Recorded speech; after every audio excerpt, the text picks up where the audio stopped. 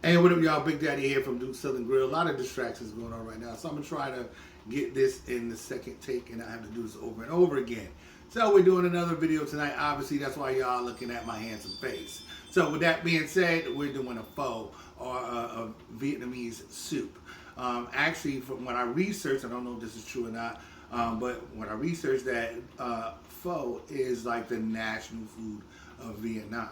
The one I'm doing tonight is a beef noodle pho, and I got this recipe idea from a famous chef, Catherine Ha. She happens to be a blind chef at that, and she said this was a dish that her mom used to make, and she never had the opportunity to get this recipe from her mom before her mom passed, unfortunately. So I thought that I would try to do some research, recreate this dish, send it out there to Mrs. Ha and see if it comes close. I doubt it, but you know what? Maybe she'd at least like it. So if y'all want to know how to make this beef noodle soup, Vietnamese style pho, sit back, relax, and kick your feet up. It's the weekend.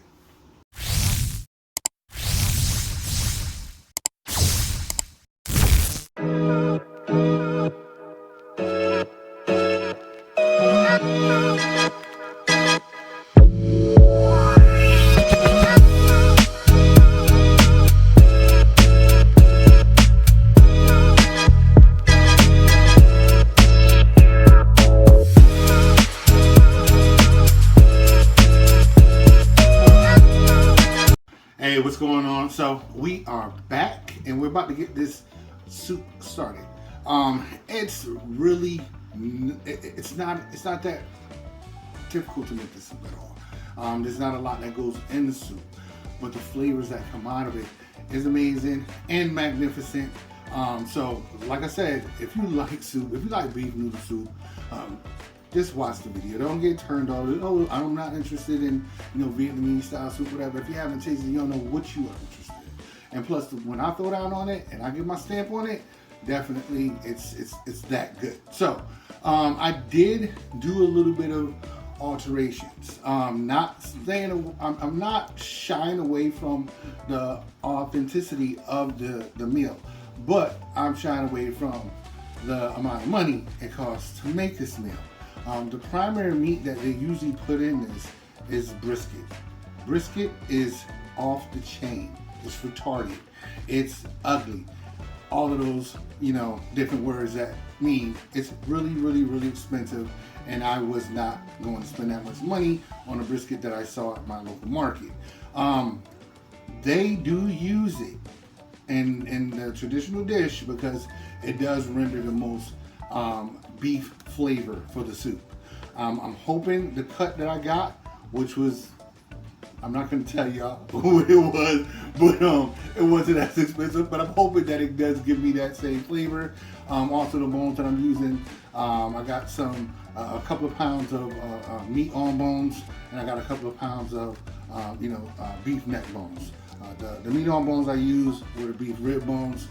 So that's what I'm using. I've seen different bones used, leg bones, whatever. You just really want the marrow in the bone. That's what you want to make this soup taste amazing. It's savory. Its beef notes are high. So, and along with the spices, it's gonna come together. But to start, I'm going to clean my bones. So I'm gonna take my bones and just dump them in a pot of water that I have boiling here for about 10 minutes to get that scum off of them.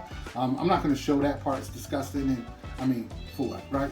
So I'm just letting you know, these bones that are in this bowl going in that pot, 10 minutes. I'll be back. Y'all be easy. All right, we are back. We got the scum off of these bones. I don't know if you can all tell the difference, but if you cook a lot and you work with a lot of bone-in meat, you'll understand what I'm saying. You get the boiling that meat and you get a lot of scum that come off it. That's just nasty. So that's why I added that step in there. Boiling water, nothing else to it. Just maybe like 6 or 7 cups with this much bone, in about 10 minutes. Dump that, rinse that meat off. Now we're gonna start with actually getting the soup going. We need our own beef broth. We're not using bouillon cubes or any stock out of the can or anything like that. So that's why we have Again, 2 pounds of bone, and we have 2 pounds of meat hormone. And the meat hormone that I chose was the beef ribs. You can use oxtails or anything like that. For the meat, I didn't go with the brisket. I'll put that in the recipe that I have written up, seeing as though that's what I saw for the most part. A lot of people, I guess, were like me and did use cheaper cuts of meat, but they got slammed, I guess, by people who have deeper pockets. So slam me, because I went cheaper. And also did another step that I did not see done out there. It's just my own spin on it. Sorry, Miss Ha. But I'll leave that as an option. I did marinate my meat. So 24 hours with the marinade that I tell you that I use. Nothing but some low sodium soy and a little bit of ginger and some brown sugar, crushed red. But it's gonna actually work a lot better in this dish for me, for my taste. All right, but that's for me. Remember, I said optional. So let me tell you what we're going to do. We're gonna dump these bones, this meat, in the pot that I have over there, and we're gonna actually cook that for about 2.5 hours. All right, so I have, it's not rapid yet, it's hot enough. I have 3 liters of water. If you don't know what 3 liters of water is, that's going to be about 12 3/4 cups of water. I did salt the water. I use my own blend, but I will put just regular kosher salt in there and the amount in the comments where I have the recipe, okay? So like I said, this is going to boil and cook for about 3 hours, 2.5. I'll be back, be easy. All right, we're back. We have about an hour to go before the 2.5 hour point. Everything is smelling amazing. How can I give y'all a taste of how this smells, like just, you know, mental taste. So imagine your great grandmother or whoever cooks the best in your family baking a pot roast, right? So pot roast is in the oven, okay? But not only that, you smell burgers, okay, hamburgers just sizzling on the stove top, and along with that, some steak tips just sizzling and on the skillet. All of that beefiness, it still does not top how beefy this kitchen smells right now. And I'm not done. So we have some aromatics in here. We have a little bit of cinnamon, some star anise, cloves, cardamom, coriander, some onions, some garlic, some this, some that. All of this is gonna go in the pot and cook for about, well, that last hour. Once I'm done, all of this is gonna get strained out. I was gonna leave the beef bones in there a little bit longer. However, the bones I have, they're actually pretty hollowed out at this point. So I'm gonna get these aromatics in there, let this do their thing. And I was gonna chop up a little bit of onion and go in this, but you know, I think I wanna keep it nice and simple. For the first time for you all out there to try it, in the recipe, I'll put different toppings you can have with it, or different things you may want to choose to add with it. But this is just the basics. So we're gonna have a nice beefy broth with all these aromatics released into that broth over some rice noodles. Awesome. Let me add this, and while I'm doing this, think about this. Your kitchen is going to smell so amazing. You must warn people, because every household has pickles, that if they go into this pot, not only will you take your ladle and pop them in the head with it, no, don't abuse your family, but this is very hot. They will burn them up, okay? So I'm gonna make sure all of those different spices are blended up and get nice and submerged in there. The ones that float will float. And then I'm gonna let this finish out this hour. I'll be back, easy. All right, so y'all see it. Everything is looking good. I'm now about to strain some of this. Well, I'm straining all of this out. I'm gonna check to see if there's anything that I need to skim, but it doesn't really look like it too much. Honestly, I think that, you know, blanching and getting rid of that scum in the beginning of the video did its job. If you can see the old water line, it has reduced a little bit, but this is smelling amazing. Let me strain this out and we'll get to the next clip.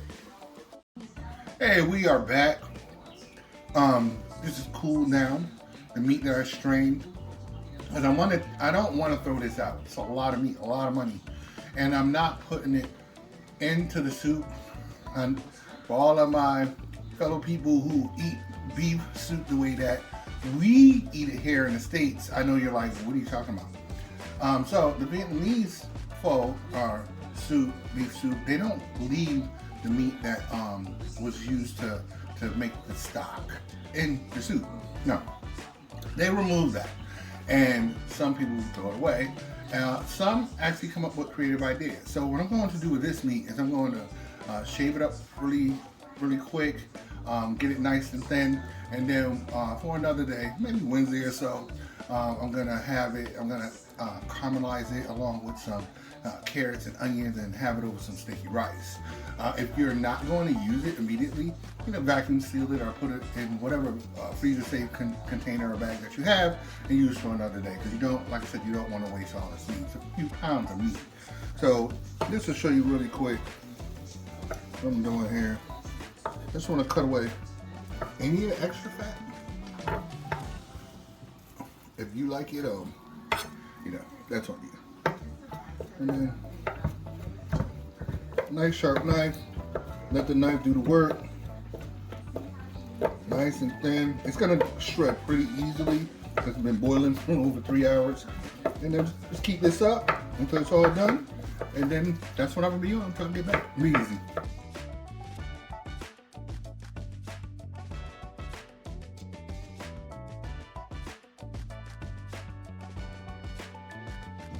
All right, now I have the rice noodles boiling. I'm not going to show you how to do that because depending on what the packaging says, you should just follow those directions. All right, but what I do have, I wasn't going to do toppings, but I decided to change my mind. So although this is a Vietnamese beef noodle recipe, I'm gonna have the toppings that a traditional American pot roast would have. So I have some potatoes, sweet potato, have some red onion that I'm sliced up, and then some carrot. What I'm gonna do is I'm gonna saute that up a little bit, and those are gonna be my toppings I'm gonna put on. All right, so, it's a sweet potato, right? But I want this nice and thin, so it's gonna cook a lot easier. And be careful, because sweet potatoes are, they're hard. I could have made my work a little easier and blanched this a little bit to soften them up, but anybody who knows me, I like a little bit of a challenge.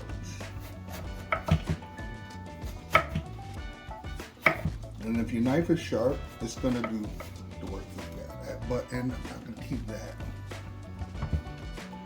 But those, nice. Those are gonna cook up really quick. Onion, already started preparing this a little bit, save time.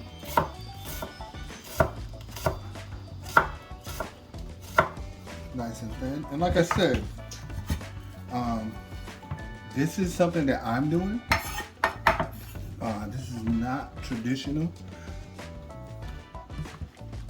but in the recipe, I will have what I've done today, as well as some ideas for traditional recipe. Hold on 1 second, you can come on in. Oh, she going closer? Mm-hmm. All right, so, and then for the carrot, I'm gonna show you real quick. I want sticks.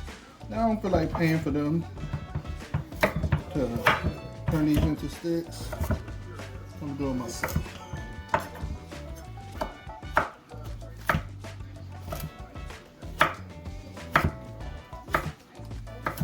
I'm gonna get my pan heated here, put a little bit of butter in it, and I'm gonna show y'all how I'm gonna saute these up real quick till they're just a little tender. All right, I'll be back, these. All right, everybody, so the rice noodles are done, and I'm soaked them in some cold water as the directions stated. This is like my first time really messing around with a rice noodle, so I'm gonna play around with it a little more to see if it's really as finicky as the directions do say. But those are sitting waiting for this delicious soup to be prepared. So as I stated, I have some butter in this pan being heated on medium heat, and hold on, my veggies at that.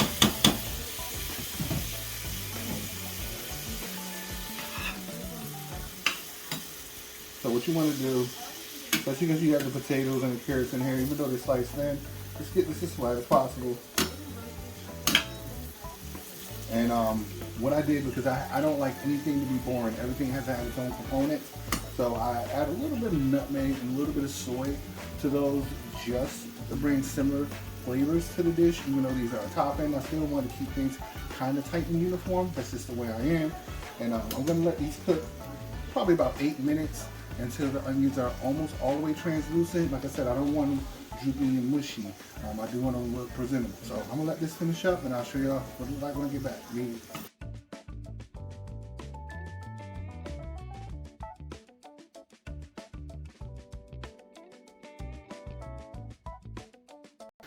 All right, we are back and the veggies are done, nice and tender. We don't want anything real wilty, anything like that. Still want a little bit of crunch on those, and those are perfect for me. The pan is hot, a little bit of oil in it, and in this bowl we have some raw meat. Now, earlier in the video I told you I was going to skip this step, but I also said something that is true to my heart. How are you going to say something does not taste well before you try it? And I'm not a hypocrite. So what I'm going to do, I'm not going to dump this raw meat into my hot broth. That's how they prepare it. For people who are turned off by that, what they do, however, is they'll dump the strips of steak into the broth and give them, a few seconds of heat, so that way they're not just, freshly raw cut meat. I'm going to do something a little different. I have some red wine, soy, a couple pieces of nutmeg. My pan is on medium, and I'm literally going to take this shredded ribeye. I'm going to slice very thin, and I didn't do this at home. I was, however, Walmart has a sale, and $4 is about 20 cents a pound for a couple of pounds of this. I was like, yeah, I'm gonna jump on that. So that's why I didn't slice this myself and show you how thin meat that can be sliced. Spread this out a little bit. I don't want this to fully cook. This is very thin. So I'm gonna put it to you like this.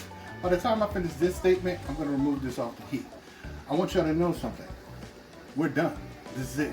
This is the end of the video, and we're gonna have this it's gonna look very beautiful. It smells wonderful in this kitchen, and when I come back, it's gonna be plated, and then I'm gonna close it out, because that's it. I'm about to be ready to eat. Y'all be easy. All right, everybody, there it is. How'd that look? I know you have to say it looks amazing.